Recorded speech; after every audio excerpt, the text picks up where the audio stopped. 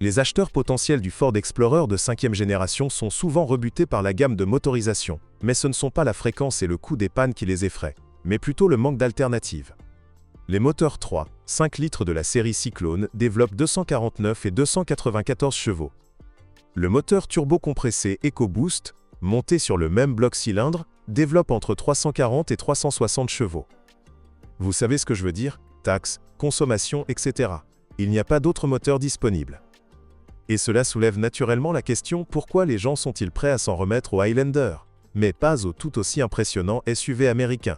Pourtant, l'Explorer s'est avéré être l'un des grands crossovers les plus économes en carburant, une moyenne de 13 à 14 litres au 100 km. Quelle autre alternative? C'est tout simplement un conte de fées. Il est également important de noter que la durée de vie du moteur du Ford Explorer est excellente. Parcourir 400 000 km n'est plus un problème, mais une réalité. Comme le disent les passionnés de Toyota, après 100 000 km, la période de rodage est terminée. Malheureusement, ce n'est pas si simple. Pour prolonger sa durée de vie, il faut non seulement changer les consommables à temps et éviter d'appuyer volontairement sur l'accélérateur, il faut aussi intervenir rapidement, avant qu'un problème ne survienne. Par exemple, au diable les catalyseurs, convertisseurs catalytiques. Il y en a deux. Tout le monde ne tient pas 150 000 km. Certains ont la chance de voir leur moteur S écaillé avant les 100 premiers kilomètres. Le pire qui puisse arriver, c'est d'attendre que des erreurs concernant la baisse d'efficacité du convertisseur catalytique apparaissent. Des particules provenant de la panne peuvent pénétrer dans la chambre de combustion et rayer les cylindres. Dans ce cas, une révision complète est garantie. Déposons-les. Pour ceux qui se soucient de l'environnement, il existe une solution. Installer des convertisseurs catalytiques métalliques. Ils coûtent cher. Le deuxième point faible du moteur est la pompe à eau. Elle dépasse rarement les 150 000 km. Elle fuit et laisse une flaque sous le moteur. Dans ce cas, il est préférable de remorquer la voiture et de la faire réparer, car la pompe risque de se gripper, entraînée après tout par la chaîne de distribution. Si elle ne réagit pas, c'est le bang-bang.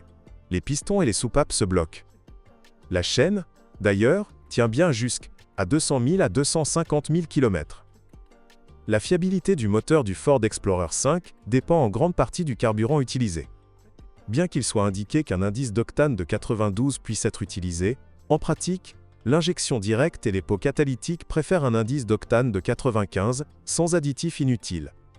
Si vous conduisez un EcoBoost turbo-compressé, 360 chevaux, il est préférable de doubler la quantité de carburant recommandée. Un mot sur l'EcoBoost.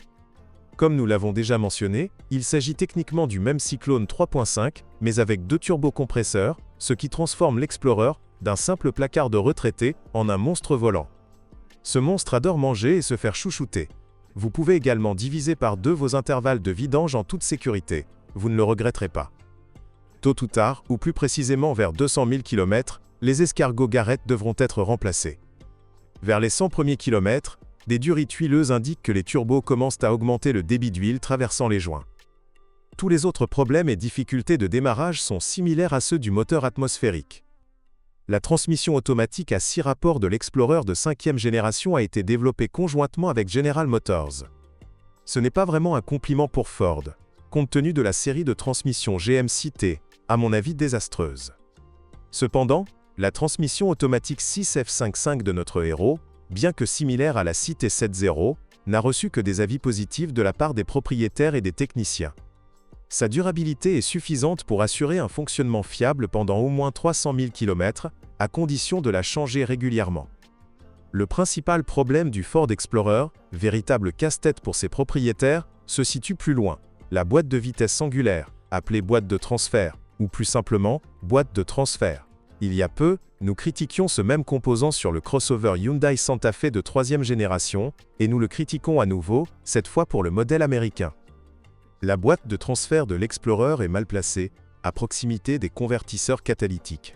De par sa taille compacte, elle est soumise à des contraintes considérables et, de plus, génère de la chaleur. L'huile, manifestement non conçue pour de telles conditions thermiques, se dégrade alors après 25 000 à 30 000 km, se transformant en une substance similaire à de la graisse. Si le lubrifiant n'est pas changé à ce stade, c'est la catastrophe. Une défaillance accélérée des roulements et des engrenages. À 80 000 km, voire plus tôt, un bourdonnement caractéristique accompagné de vibrations se fait entendre. C'est la fin du problème. Tout le monde est en danger. Les véhicules circulant en ville sont particulièrement menacés, car le refroidissement naturel est le moins efficace dans ce mode. Pour un acheteur de voiture d'occasion, c'est toujours un coup monté. Ce genre de problème ne peut pas être diagnostiqué sur un pont élévateur. Pour une inspection complète, il vous faudra conduire la voiture sur autoroute à une vitesse maximale de 120 km/h et être à L, écoute des éventuels sifflements. Si l'inspection indique que tout est en ordre, il est préférable de faire une vidange d'huile immédiatement, même si la voiture est neuve. Ajoutez à ce chaudron de défaut de conception des fuites chroniques des joints, et nous arrivons à la conclusion que la boîte de transfert est à juste titre considérée comme la pièce la plus dangereuse de l'Explorer. Des soufflets de cardan fragiles peuvent sembler mineurs après cela, mais il est important de ne pas négliger leur inspection régulière. Il est préférable de remplacer le joint en caoutchouc rapidement, plutôt que d'acheter le joint complet plus tard. Je ne peux m'empêcher de louer la transmission intégrale, l'essieu arrière est engagé via un embrayage électromagnétique Dana. Tout comme le système Terrain Management, il fonctionne de manière fluide et ménage le véhicule. Les problèmes avec ces équipements sont quasiment inexistants. Il est toutefois important de rappeler que le 5e Explorer n'est pas conçu pour la conduite tout-terrain. La suspension laisse également entrevoir ses capacités tout-terrain. Les bras de suspension avant moulés peuvent à première vue donner une fausse impression de la puissance du châssis, mais il s'agit d'une suspension McPherson. Il est donc vain d'en attendre la fiabilité d'un 200e Land Cruiser. Par ailleurs, le châssis ne présente aucune tendance particulière à la casse. Les premières réparations sont généralement nécessaires vers 100 000 km. C'est à peu près la durée de vie des bagues et des jambes de force de la barre stabilisatrice, ainsi que des roulements de roues avant. Les bagues des bras de suspension avant atteignent rarement 150 000 km. Les amortisseurs sont beaucoup plus résistants. La suspension arrière présente une torsion. Les bras de carrossage font l'objet d'un rappel en raison d'une tendance à se fendre. Le plus frustrant est que certains ont eu la chance de vivre ce genre de situation. La roue arrière tombe sur le côté sur l'autoroute à 130 km/h. Lors de l'achat d'une voiture, vérifiez auprès du concessionnaire si des travaux ont été effectués ou prenez rendez-vous immédiatement. Vérifiez également l'état des cylindres en bloc arrière, car ils ne sont pas réputés pour leur durabilité. Leur durée de vie maximale est de 200 000 km. Et quel Ford n'aurait pas de problème de crémaillère à faible kilométrage? Les propriétaires sont conscients de ce problème, alors ils conduisent et attendent. Ils attendent les premiers cognements, que le volant se bloque dans des positions extrêmes, ou que la direction assistée tombe en panne. Ce ne sera pas ennuyeux. Le problème, une fois de plus, est la conception. L'eau s'infiltre dans la crémaillère par les soufflets de biellette de direction, tandis que la graisse échappe, provoquant la corrosion des composants internes. Le système de direction assistée détruit parfois un boulon de poulie de direction desserré. C'est drôle, non? Les propriétaires de Ford Explorer 5 doivent également effectuer un entretien préventif. Le bruit le plus inoffensif est un simple cognement lors de la conduite sur des surfaces irrégulières. Il est généralement dû à des bagues de guidage de crémaillère usées. C'est le même que sur la 3e Focus. Après 30 000 à 40 000 km, les premiers bruits peuvent se faire entendre. La carrosserie du Ford Explorer est également typique du modèle américain. Des zones de corrosion apparaissent au fil du temps. La rouille commence par ronger les portes arrière, autour des passages de roues, puis se propage jusqu'au seuil avant, sous les garnitures en plastique.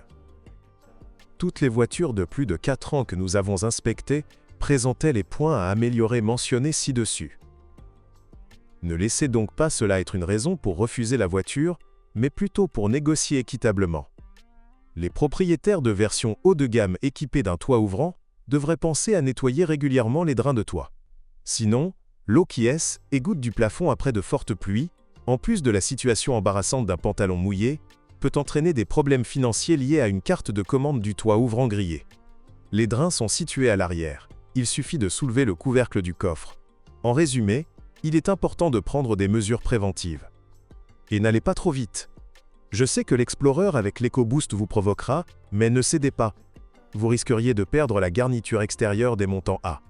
C'est du plastique, et beaucoup de gens l'ont tout simplement arraché par une rafale de vent. Côté finition, tout est très bien. Les matériaux sont plutôt chers. Seul bémol, les renforts latéraux des sièges avant craquent, et les boutons de la console centrale sont fragiles. À 100 000 km, le volant est légèrement brillant, sans pour autant écailler. La fiabilité des équipements auxiliaires, notamment des systèmes électriques, suscite de plus en plus de questions. Les problèmes du système multimédia Sync standard sont fréquents. Les symptômes peuvent aller de la commande vocale à un écran tactile défectueux, en passant par une simple absence de réponse aux commandes. Ces problèmes peuvent généralement être résolus par une mise à jour du micrologiciel, mais certains ont dû remplacer l'autoradio complet. Une panne du moteur du volet de chauffage entraîne un fonctionnement autonome du système de climatisation, refroidissant là où il n'est pas nécessaire et chauffant là où il ne devrait pas. La solution est simple, remplacer la pièce. Et encore une fois, la corrosion, ou plus précisément, l'oxydation. Le problème le plus bénin qui en résulte est la pourriture du câblage de la caméra de recul. C'est rare et peu coûteux à réparer. Beaucoup plus coûteux et, malheureusement, le plus fréquent, le remplacement des conduites de climatisation menant à elles, évaporateur arrière. Cette section de la conduite est dotée d'une gaine censée les protéger, mais qui en réalité s'avère être un véritable collecteur de saleté, ce qui provoque le processus de pourriture. Comme je l'ai déjà dit, des mesures préventives sont recommandées. Dans ce cas, il est préférable de simplement retirer la gaine. En changeant l'huile des engrenages coniques tous les 25 à 30 000 km, en vérifiant les soufflets de crémaillère et en démontant les pots catalytiques à temps, votre Ford Explorer deviendra un compagnon très durable pour votre famille et vos proches. Ses principaux composants sont conçus pour une durée de vie considérable. Il suffit d'aider le véhicule à en tirer pleinement parti, en éliminant les erreurs mentionnées précédemment, commises par les constructeurs trop pressés. L'un des principaux avantages de l'Explorer de 5e génération est qu'il est souvent acheté par des personnes respectables et familiales qui privilégient son intérieur spacieux à 7 places avec une 3e rangée de sièges décente, plutôt que ses performances. Presque comme une Volvo. De ce fait, les voitures gravement accidentées sont rares à la vente. Le plus souvent, on en trouve simplement qui sont mal entretenues et mal entretenues. Tout le monde ne sait pas de quoi est équipé l'Explorer, et tout le monde n'est pas prêt à assumer le coût des pièces détachées. Malgré la décence du grand public, des rétrogradations du compteur kilométrique sont parfois constatées, surtout si le véhicule a été entre les mains de revendeurs. Vous pouvez vérifier le kilométrage réel à l'aide d'un diagnostic informatique, en trouvant le paramètre requis dans le calculateur moteur. Les scanners multimarques conviennent parfaitement, mais il est préférable de faire appel à elles, équipement du concessionnaire.